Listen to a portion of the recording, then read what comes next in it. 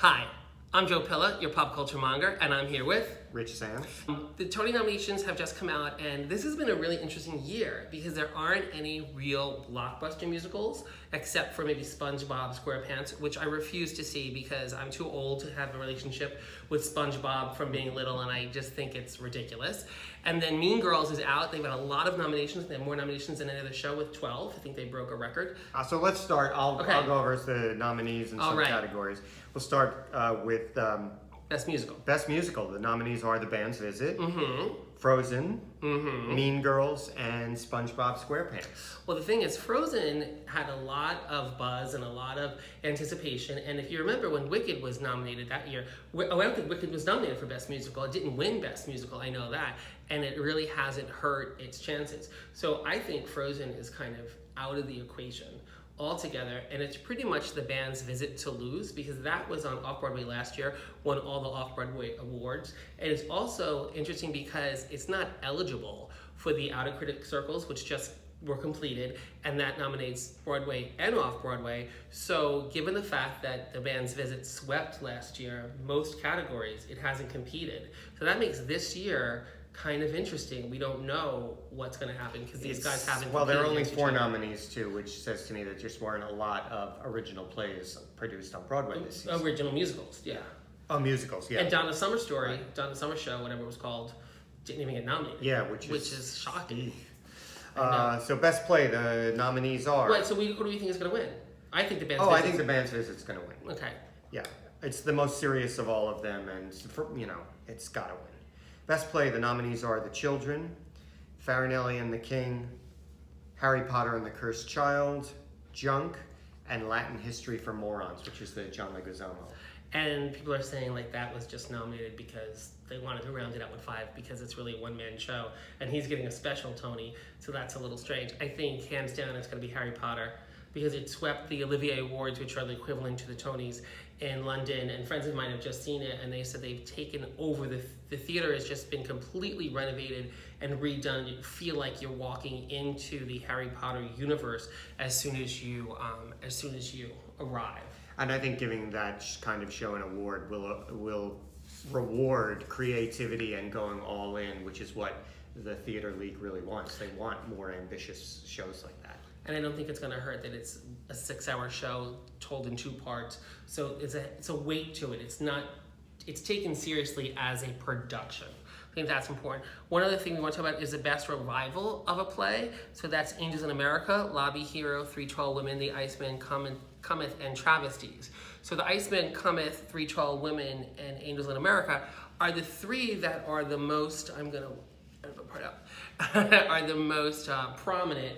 But I think hands down, Angels in America is just a Pulitzer Prize winning play and production. And it's looking at all the nominees, it's as much of a lock as you're going to find here. And if we go to Best Actress in a Play, again, it's a few nominees. And Glenda Jackson, who has 2 Oscars, and she was in Parliament for 20 years, you win a Tony for. And the other nominees are Condola Rashad for St. Joan, Lauren Ridloff in Children of a Lesser God, and Amy Schumer. And Lauren is a deaf actress who is the only nomination for Children of a Lesser God, so that's not. And I just heard it's closing early, so. Yeah, it's not. It hasn't gotten the best reviews. It just isn't doing as well. And Amy Schumer basically tweeted that she can't wait to go to the Tonys to lose to Glenda Jackson. So that's pretty much a wash. Best Actor in a Play is, again, this is probably a given that Andrew Garfield will win for Angels in America, but he's nominated with Tom Hollander for Travesties, Jamie Parker for Harry Potter, Mark Rylance for Farinelli and the King, and Denzel Washington for The Iceman Cometh. But Jamie Parker could be some trouble with Harry Potter. Right. I mean, it sounds like it's Andrew Garfield as the front runner, but you never know. And he won the Olivier Award, so I think, I'm not 100% sure, but I'm pretty sure that they've both come over from London at the same time, and so he may have won in the past, so Garfield may have momentum. Then Actress in a Musical is something that I always like to follow, and it's LaChanze in the Donna Summer musical, Lauren Ambrose, My Fair Lady, Haley Kilgore in Once on This Island, Katrina Lenk, The Band's Visit, Taylor Lautnerman for Mean Girls, and Jesse Mueller for Carousel. So there's so many nominations there because what happens is if there's a tie, everybody in the tie gets nominated. So there's rumor has it that 3 of those actresses were in a tie for the final spot. And I'd have to say, of all those actresses, the one that has momentum is Lauren Ambrose, because she just won the Outer Critics Circle Award. But also Jessie Mueller in Carousel is really interesting. She won a Tony for Beautiful. She was also nominated for a Tony for Waitress. And she is, I believe this is true, that she's nominated for the lead in Carousel, and I don't believe any other actress has ever been nominated. The girl who had it 20 years ago, when Audra McDonald made her debut on Broadway, she won for featured actress, and I saw that production, and she was amazing. So I think it's Lauren Ambrose or Jessie Mueller. Thoughts? I've seen none of these performances, but Lauren Ambrose, I do feel like has some buzz building, so I think she's probably the front. Competitive is Best Featured Actor in a Play. That would be Anthony Boyle in Harry Potter. So I think he plays, who's the redheaded kid? Oh, Rupert? well, that's the actor.